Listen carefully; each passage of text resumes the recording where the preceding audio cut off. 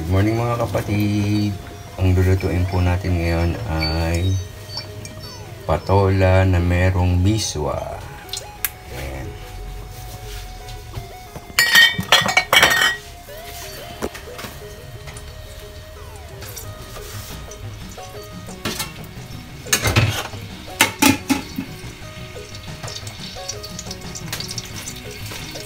Sibuyas.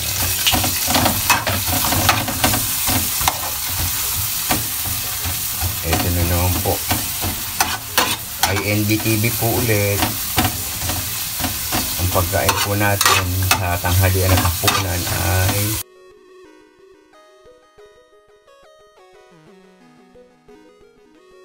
yan po yung ating bawang.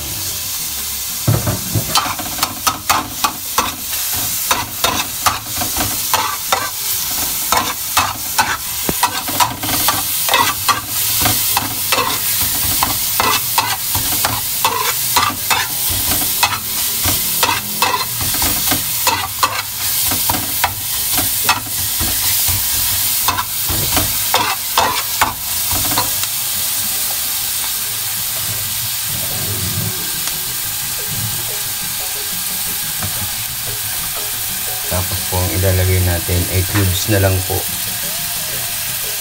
Dito po pwede po kayo maglagay ng pork, pwede po kayo maglagay ng chicken, beef, o yung tinatawag naming heavy. Yun yung parang dried shrimp po. So ako ang gagamitin ko lang po ay beef cubes. Hindi na po ako naglagay ng meat. Pwede naman po yan. Tapos po, lagay na po natin yung ating pamintang durog.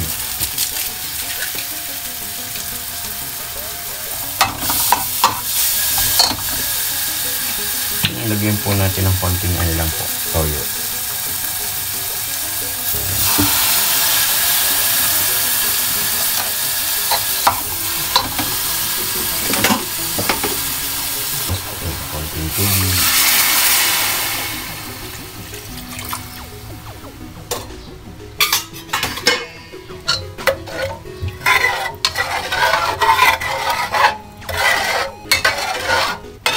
Para matunaw po yung ating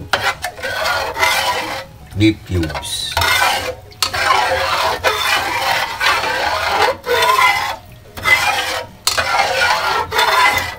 Hindi na po tayo naglagay ng asin kasi yung beef cubes po ay medyo may alat na rin po yun.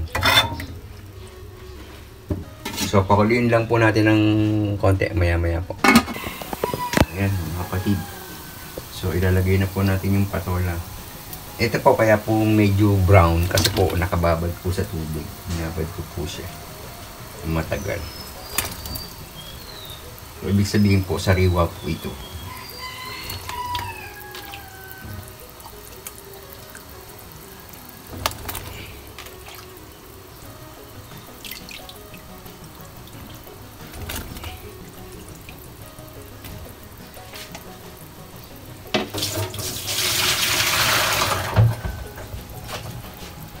So, haluin lang po natin ng konti.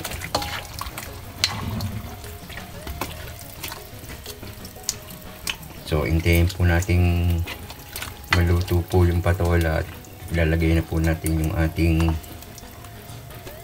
huling ingredients na rice miswa. Maya-maya po ulit. Ayan. Tulong-tulo na. Ilagay na po natin yung ating rice miswa. Kaya medyo malapot po yan maya-maya.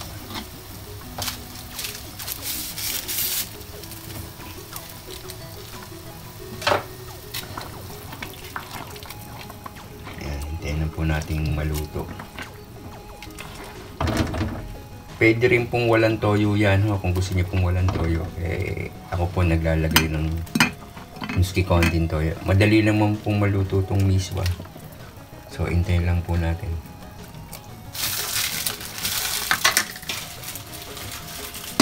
So, mga kapatid. So, luto na po yan.